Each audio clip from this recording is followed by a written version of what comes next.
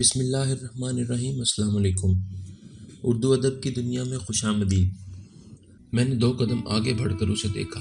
اس کا چہرہ مرجھا سا گیا تھا، رنگت بھی زرد سی ہو رہی تھی، لیکن سرخ لپسٹک، پھیلے پھیلے کاجل نے چہرے کو بڑی سوگوار سی دلکشی بخش دی تھی۔ میں نے پنکھا تیز کر کے آہستگی سے دروازہ بند کر کے لاؤنج میں بچھے تخت پر جا لیٹی اور قریب میز پر سلیقے سے رکھے ان رسالوں کو دیکھنے لگی جن میں اثر بھائی کی غزلیں، افسانے، مضامین شائع ہوتے تھے۔ ان کے ہر شعر، ہر افسانے کی اوٹ سے اعلیٰ معاشرتی اقدار کا علمبردار انسان جھانکتا تھا، لیکن وہ طوبیٰ کا زرد چہرہ اور پھیلا ہوا کاجل، بھاری پردوں کے باعث لاؤنج میں خنک اندھیرا تھا۔ پنکھے کی موہوم آواز، اناج کا نشہ، آرام دہ نشست، میری پلکیں بھاری بھاری ہونے لگی تھیں۔ آنکھ کھلی تو دیکھا طوبیٰ مدھم آواز میں ٹی وی آن کیے گیت کے بولوں کے ساتھ ہونٹ ہلا رہی تھی۔ ایک پاؤں بھی ہل رہا تھا۔ کھلے ہوئے نم بال، آنکھوں میں کاجل کی دلربا تحریر، ہونٹوں پہ سرخی مائل گلابی لپسٹک۔ اللہ، یہ طوبیٰ کس قدر حسین ہو گئی ہے، صدف سے نکلے موتی کی مانند آبدار۔ میں نے دل ہی دل میں اسے سراہا۔ چلو جلدی سے نہا کر آؤ، چائے تیار ہے۔ وہ میری طرف دیکھ کر مسکرائی۔ باتیں کرتے، ٹی وی دیکھتے، نئی پرانی تصویریں دیکھتے وقت کا اندازہ ہی نہ ہوا۔ گھڑی پر نگاہ دیکھی تو 8:30 ہو گئے تھے۔ اثر بھائی نہیں آئے طوبیٰ؟ مجھے پریشانی ہونے لگی۔ اس کے چہرے پر تو کوئی تاثر نہ تھا، پریشانی کا نہ انتظار کا۔ میں ٹی وی کے سامنے الجھے ہوئے منتشر ذہن کے ساتھ بیٹھی تھی اور طوبیٰ گنگناتے ہوئے روٹیاں ڈال رہی تھی۔ یا اللہ، گورنمنٹ آفسوں میں اتنی دیر تک کون کام کرتا ہے؟ وحشت ناک خیالوں کے بگولے ذہن میں چکراتے پھر رہے تھے اور میز پہ کھانا لگاتی طوبیٰ کا اطمینان مجھے دیوانہ بنائے دے رہا تھا۔ اقصیٰ، آؤ کھانا کھا لو۔ وہ پلیٹ اپنے سامنے رکھ کے میری منتظر تھی۔ خبر نامہ شروع ہو چکا تھا۔ میں ٹی وی کی آواز کم کر کے اٹھ گئی۔ جی چاہ رہا تھا طوبیٰ کو جھنجھوڑ کر رکھ دوں، تھپڑ لگاؤں اس کو، لیکن عذابوں کو سہ رہی ہے، بتاتی کیوں نہیں؟ یہ کیسا مصلحتوں کا جنگل 2 بہنوں کے بیچ اگ آ گیا ہے کہ وہ بتاتی نہیں، میں پوچھتی نہیں۔ الفاظ اس جنگل میں اپنا راستہ کھو جاتے ہیں۔ وہ بڑی حشاش بشاش، بے پرواہ، مطمئن نظر آنے کی کوشش میں زور زور سے ہنس رہی تھی، زور زور سے بول رہی تھی۔ میرے منع کرنے کے باوجود بار بار میری پلیٹ بھرے جا رہی تھی۔ کھانے کے بعد چائے پیتے، اس کی شادی کی بے شمار بار دیکھی ہوئی مووی دیکھتے، ہنستے، باتیں کرتے 11:15 ہو گئے۔ طوبیٰ، اثر بھائی، اب تم ایسا کرو کہ سو جاؤ۔ طوبیٰ نے میری بات یوں کاٹی گویا سنی ہی نہ ہو۔ میں کم از کم فجر اور عشاء کی نماز ضرور پڑھنا چاہتی ہوں۔ تم جاگتی رہو گی تو میں نماز نہ پڑھ سکوں گی۔ کیوں، میں شیطان ہوں کیا؟ میں نے مصنوعی غصے سے کہا۔ یہ بھی کوئی کہنے کی بات ہے؟ اس نے ہنستے ہوئے بڑے پیار سے میرے رخسار کو چھوا۔ میں اٹھ کر دوسرے کمرے میں سونے چلی گئی، جو اثر بھائی کے لکھنے پڑھنے کے لیے مخصوص تھا۔ رائٹنگ ٹیبل، چند کتابوں سے بھرے شیلف، 2 کرسیوں کے علاوہ اس میں ایک سنگل بیڈ بھی پڑا تھا۔ میں نے شیلف میں سے ایک کتاب منتخب کی اور بستر پر لیٹ گئی۔ عجیب سے شور سے میری آنکھ کھل گئی۔ میں شاید پڑھتے پڑھتے سو گئی تھی۔ طوبیٰ نے ہی غالباً مرکری لائٹ بند کر کے 0 پاور کا بلب جلا دیا تھا اور ہلکی چادر میرے اوپر ڈال دی تھی، لیکن آوازیں، میں چادر پھینک کر اٹھ کھڑی ہوئی۔ پلیز اثر، آہستہ، پلیز۔ یہ طوبیٰ ہی تو تھی، مگر وہ یوں گڑ گڑانے، التجا کرنے والوں میں سے کبھی نہ تھی۔ پھر میں نے دروازے کی جھری سے آنکھ لگا کر دیکھا۔ کیوں آہستہ بولوں؟ لڑکھڑاتی زبان، ڈولتے قدم بے قابو، آگے پیچھے جھولتے ہاتھ، چڑھی ہوئی سرخ انگارہ آنکھیں، تو یہ ہے اثر جاودانی۔ میری روح جیسے دھیرے دھیرے سلب ہو رہی تھی، جہاں کی تہاں تکتی رہی۔ وہ چلا رہا تھا، تو ہوتی کون ہے مجھے چپ کرانے والی؟ یہ میرا گھر ہے، میری مرضی چیخوں یا چلاؤں۔ اقصیٰ آئی ہوئی ہے، سو رہی ہے۔ طوبیٰ سراپا التجا تھی۔ او ہو! وہ ڈولتا، ڈگمگاتا، ایک جھٹکے سے طوبیٰ کو سامنے سے ہٹاتا اپنے کمرے کی طرف بڑھا۔ اچھا تو یوں کہو، آدھی گھر والی آئی ہے۔ بڑی خوفناک ہنسی تھی اس کی۔ یہ مجھے محسوس ہوئی۔ میرے حواس گم ہو رہے تھے اور وہ میری بہن لاؤنج میں تنہا کھڑی بے آواز آنسو بہا رہی تھی۔ والد یہ سایہ دار درخت اس لیے تو نہیں لگاتے کہ لڑکیاں سوکھے پتوں کے ڈھیر میں دب جائیں۔ طوبیٰ آنسو پونچھ کر میرے کمرے کی طرف بڑھی۔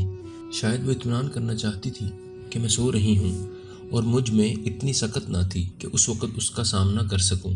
میں بستر کی طرف لپکی اور پر بھر میں سوتی بن گئی۔ بند آنکھوں کی جھری سے میں نے روشنی کی دودھیا لکیر کمرے میں داخل ہوتے دیکھی، اور پھر طوبیٰ وہ میرے قریب آئی، جھک کر دیکھا، سیدھی ہوئی اور گہری سانس لے کر باہر نکل گئی۔ ڈگمگاتے قدم، ڈولتا وجود، سرخ آنکھیں میں نے ضرور پڑھی تھیں، دیکھی پہلی مرتبہ تھیں۔ بڑا خوفناک امیج ہوتا ہے شرابی کا ہم جیسے لوگوں کے نزدیک۔ اچانک ہی غیر محفوظ ہونے کا احساس شدت سے جاگا اور میں نے اٹھ کر دروازے کی کنڈی چڑھا دی۔ کھڑکیوں کی کنڈیاں چیک کیں، گھڑی دیکھی، 1:45 ہو رہے تھے۔ میں سراپے غم و غصہ، افسوس و بے چارگی کے الاؤ میں سلگ رہی تھی۔ میں کمرے سے ملحق سڑک کے رخ بنی بالکنی میں ننگے پیر آ کھڑی ہوئی۔ نظر دور راؤنڈ اباؤٹ میں بنی چوکی پر گئی۔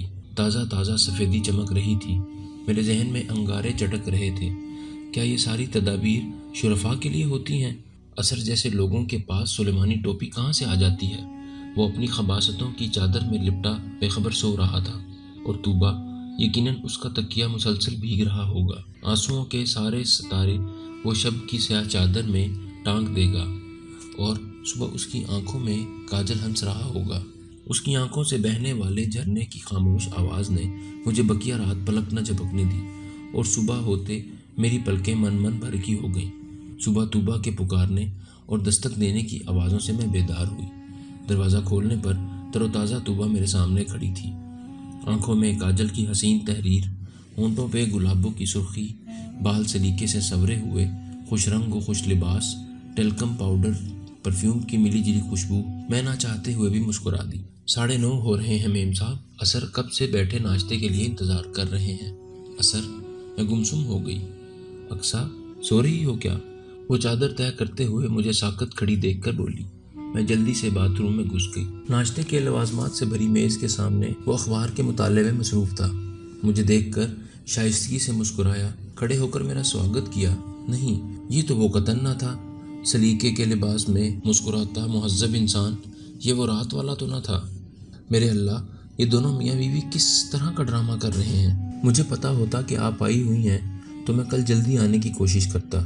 وہ نہایت عاجزی سے معذرت کر رہا تھا، اپنے دیر سے آنے کے جواز پیش کر رہا تھا۔ نئے ڈائریکٹر، دفتر کے اثر نو تنظیم، کام کی زیادتی کا ذکر کر رہا تھا۔ دل چاہا اس کی بے داغ قمیص کا کالر پکڑ کر پوچھوں، ہر پل نیا چہرہ سجا لینے اور اس خوبی سے سجا لینے کا فن کہاں سے سیکھا؟ لیکن اس سمے ہنس کر ارے کوئی بات نہیں کہتے ہوئے میں اپنے آپ کو کس قدر احمق بلکہ منافق لگی۔ آج بھی میرا جانا ضروری ہے، لیکن اتنا میرے اختیار میں ہے کہ آپ کے اعزاز میں آج 2 گھنٹے لیٹ جاؤں گا۔ وہ طوبیٰ سے چھیڑ چھاڑ کر رہا تھا، مجھ سے میرے 11 ماہ بڑے ہونے کا پورا احترام برتتے ہوئے شائستگی سے مذاق کر رہا تھا، میری دلچسپی کی باتیں کر رہا تھا۔ اس نے اپنی 2 نئی غزلیں بھی سنائیں۔ 11:30 بجے وہ جانے کے لیے اٹھ کھڑے ہوئے۔ 1-2 دن اور رک جانے کا اصرار کرتے ہوئے میں نے معذرت کی تو کہنے لگے، اچھا، میں پوری کوشش کروں گا جلدی آنے کی۔ وہ بیڈ روم میں گیا تو طوبیٰ بھی پیچھے پیچھے لپکی۔ مجھے پتا تھا یہ غیر اخلاقی حرکت ہے، لیکن میرا وجود کان بن گیا اور میں کرسیاں ٹھیک کرنے کے بہانے کھڑکی کے قریب چلی گئی۔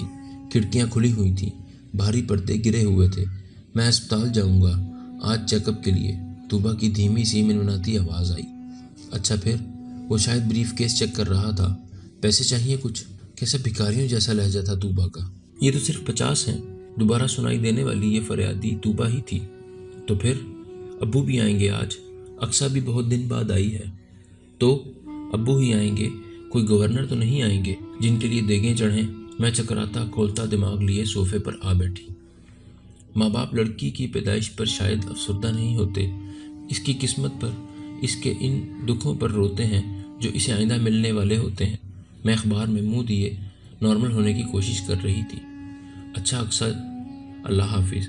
وہ بریف کیس تھامے مسکراتا ہوا کمرے سے برآمد ہوا۔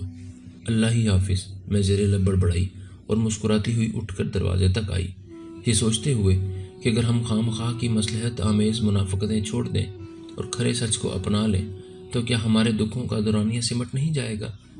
کیا کہوں اقصیٰ؟ میں نے پلٹ کر دیکھا، طوبیٰ میرے پیچھے ہی کھڑی تھی۔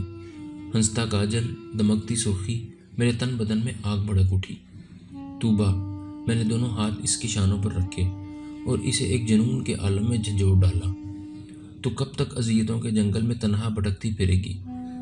کسی کو تو شریک غم کر لے میری بہن۔ और फिर وہ مجھ سے لپٹ کر بے طرح بلک اٹھی۔ لیکن ایسا کیوں ہوا؟ جب وہ ذرا پرسکون ہوئی تو میں نے پوچھا، ایسا اچانک ان 8 ماہ میں تو نہیں ہو گیا؟ اس کی آواز آنسوؤں سے بوجھل تھی۔ وہ ایسا ہی تھا۔ بگڑے بیٹوں کی مائیں جانے نوخیز دلہنوں سے یہ توقع کیوں کر لیتی ہیں کہ وہ آتے ہی جادو کی چھڑی گھمائیں گی اور سب ٹھیک ہو جائے گا، جبکہ ٹھیک کچھ بھی نہیں ہوتا۔ پہلے ایک تنہا فرد تباہ ہو رہا ہوتا ہے، لیکن پھر ایک پورے خاندان، پورے معاشرے کی بربادی شروع ہو جاتی ہے اقصیٰ۔ وہ پھر پھوٹ پھوٹ کر رو دی، میرا بچہ، میں اسے کیسے بچاؤں گی؟ چند گھنٹے بعد ٹھنڈے پانی کے چھینٹے منہ پر مار کر اثر نو سنگار کر کے وہ پھر وہی طوبہ بن گئی۔ ابو آئے تو وہ بہت حشاش بشاش تھی۔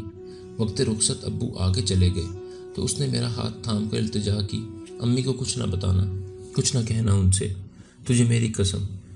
وہ مجھے اتنی بڑی قسم نہ دیتی، تب بھی مجھ میں اتنی ہمت کہاں تھی کہ میں امی سے پوچھتی کہ پتے زرد کیوں ہو جاتے ہیں۔ طوبہ اس دکھ والی فضا میں بیوی سے ماں بن، مائیں اولاد کے دکھ سکھ بن کہے جان لیتی ہیں۔ ابھی صرف ایک ہی بیٹا ہے، آجا میرے گھر، میرے دل کے دروازے تیرے لیے وہاں ہیں۔ میں کوشش کروں گی کہ یہ زیادتی جو مجھ سے ہوئی اس کا ازالہ کر سکوں۔ امی کے بارہا کیے اصرار کے جواب میں طوبہ نے ہمیشہ یہی کہا کہ یہ زیادتی آپ کی نہیں، تقدیر کی تھی، اور امی جی، بچے کے لیے ماں باپ دونوں ہی بڑے اہم ہیں۔ باپ کے ہوتے ہوئے میں اسے بے باپ کیسے کر دوں؟ بڑا حوصلہ، بڑا عزم تھا اس کے لہجے میں، اور حوصلوں کا کیا ہے، کبھی دکھوں اور مصائب کے پہاڑ بھی ان کو نہیں زیر کر سکتے، اور کبھی ایک ننھی سی بات آتش فشاں بن جاتی ہے۔ 4 سال بھی تو پورے نہ ہوئے تھے کہ وہ موجود ہوئی، اور پھر مجھے سسرال میں اطلاع ملی، تبھی سے آئے ہوئے 2 دن گزر چکے تھے۔ میں بھاگم بھاگ امی کے گھر پہنچی تو وہ سر سے پیر تک چادر تانے سو رہی تھی۔ طوبہ، میں نے بے صبری سے اس کے چہرے سے چادر کھینچی۔ ہائے تو! وہ اچھل کر مجھ سے لپٹ گئی اور پھر 2 قدم پیچھے ہٹ کر مجھے ناقدانہ نظروں میں تول کر ہنسی۔ موٹو، یہ کیا ہو گیا تجھے؟ میرے موٹاپے کو ڈالو چولہے میں۔ میں چڑ گئی۔ تم بتاؤ، تم کیا کارنامہ کر رہی ہو؟ کیا کر رہی ہوں؟ وہ اطمینان سے صوفے پر ٹانگ پہ ٹانگ رکھ کر بیٹھ گئی۔ بچے کیوں چھوڑ آئی اس کے پاس؟ میرا صبر جواب دے گیا تھا۔ میں چیخ پڑی۔ 3 سالہ حسن، 1.25 سالہ ننھی کرن کی معصوم صورتیں میری آنکھوں میں ٹھہر گئی تھیں۔ تو بھی سمجھتی ہے میں خوشی سے ایسا کر آئی ہوں؟ اچانک اس کی آنکھوں کے کٹورے لبریز ہو گئے۔ محبت کی تنگی سچ جانو برداشت کر لی جاتی ہے، لیکن روپے کی تنگی جب بچوں کا ساتھ ہو اور بچوں کے باپ کی جیب بھری ہو تب بھی تنگی برداشت نہیں ہوتی۔ مہمانوں کے سامنے میں ذلت برداشت کر رہی تھی۔ اپنی خواہشوں کی بساط ضرورتوں کی چادر میں نے سمیٹ لی تھی، لیکن اپنے بچوں کی ضرورتیں، ان کی معصوم خواہشوں کا گلا میں اس لیے نہیں گھونٹ سکی کہ ان کے باپ کی جیب آوارہ عورتوں اور نشے کی آگ ٹھنڈا کرنے کو ہر لمحہ بھری رہتی تھی۔ میں نے ملنا جلنا چھوڑ دیا، ضرورتوں کو امکان کی آخری حدوں تک سمیٹ لیا، مگر کتنا؟ کب تک؟ بہت مجبور ہو کر ایک آس کا جھلملاتا دامن تھام کر میں لیاقت بھائی کے پاس پہنچی۔ لیاقت بھائی اثر کے بہت ہی قریبی دوستوں میں سے ہیں۔ انہوں نے کہا کہ صرف ایک صورت ہے، آدمی کی غیرت پر جب ضرب پڑتی ہے تو اس کی شعور کی آنکھیں کھل جاتی ہیں۔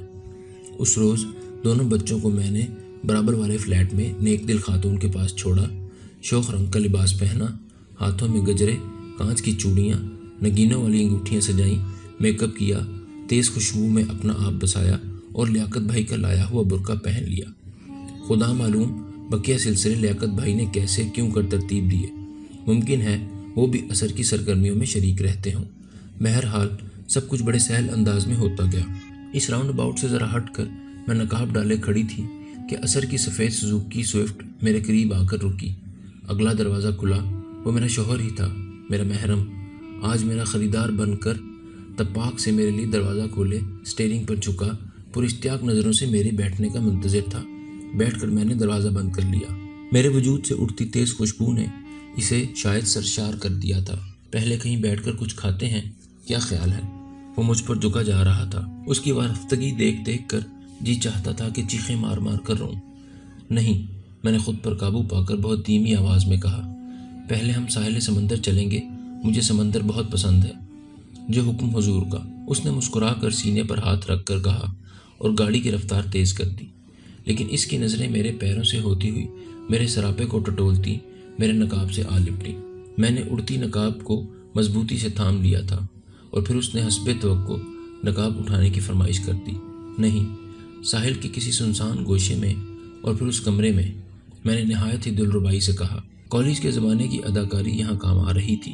میں اس کی آتش شوق کو بھڑکا کر طوفان بنا دینا چاہتی تھی۔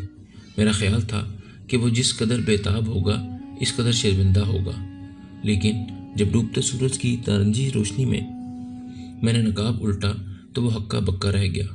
چند لمحے تو مجھے گمان گزرا کہ اس پر سکتہ ہو گیا۔ ایک بپھری ہوئی موج ہمیں گھٹنوں گھٹنوں تک بھگو گئی تو اسے ہوش آیا۔ کمینی، ذلیل، بے غیرت، وہ سمندر کی مانند بپھر اٹھا، میرا ہاتھ تھام کر گھسیٹتا ہوا گاڑی تک لایا اور مجھے گاڑی میں دھکیل کر اس نے ہونٹ بھیج کر جو طوفانی ڈرائیونگ کی تو فلیٹ کے کمپاؤنڈ میں آ کر ہی رکا۔ اوپر فلیٹ میں پہنچ کر اس نے وہ ایک لفظ 3 مرتبہ اس حقارت سے دہرایا گویا ان 4 برسوں میں کی گئی بدکاری کی ساری سیاہی میرے منہ پر انڈیلے دے رہا ہو۔ اپنے بچے اٹھاؤ اور دفان ہو جاؤ یہاں سے۔ اب تک میں یوں پاسا پلٹنے پر دم بخود تھی، لیکن اس ایک حکم نے دفعتاً میرے تن بدن کو سلگا کر رکھ دیا۔ اثر جاودانی صاحب، میں چلائی، یہ بچے میں جہیز میں نہیں لائی تھی، یہ تحفہ تو تم نے مجھے دیا تھا، آج یہ تحفہ میں تم کو لوٹاتی ہوں۔ تمہیں مبارک ہوں یہ تمغے، سینے پر سجاؤ ان تمغوں کو اور زمانے سے داد وصول کرو اپنی مردانگی کی۔ لیکن اقصیٰ طوبہ مجھ سے لپٹی بلک رہی تھی۔ عورت کو اللہ میاں نے ایسا کیوں بنایا ہے؟ بے درد و بے گھر، بھرے دامن، ہاتھ تہی، باپ کا گھر، بھائی کا گھر، شوہر کا گھر، بیٹے کا گھر، سب گھر اس کے لیے موم کی طرح کیوں ثابت ہوتے ہیں؟ پچھتاوے کسی حال میں اس کا ساتھ کیوں نہیں چھوڑتے؟ ضدی بچے کی طرح زندگی بھر اس کے پیچھے پیچھے ہی گھومتے ہیں، کیوں؟ آخر کیوں؟ وہ پہلی مرتبہ داڑے مار مار کر رو رہی تھی اور میرے پاس تسلی کے 2 بول بھی نہ تھے جو میں اس کی خالی جھولی میں ڈال دیتی۔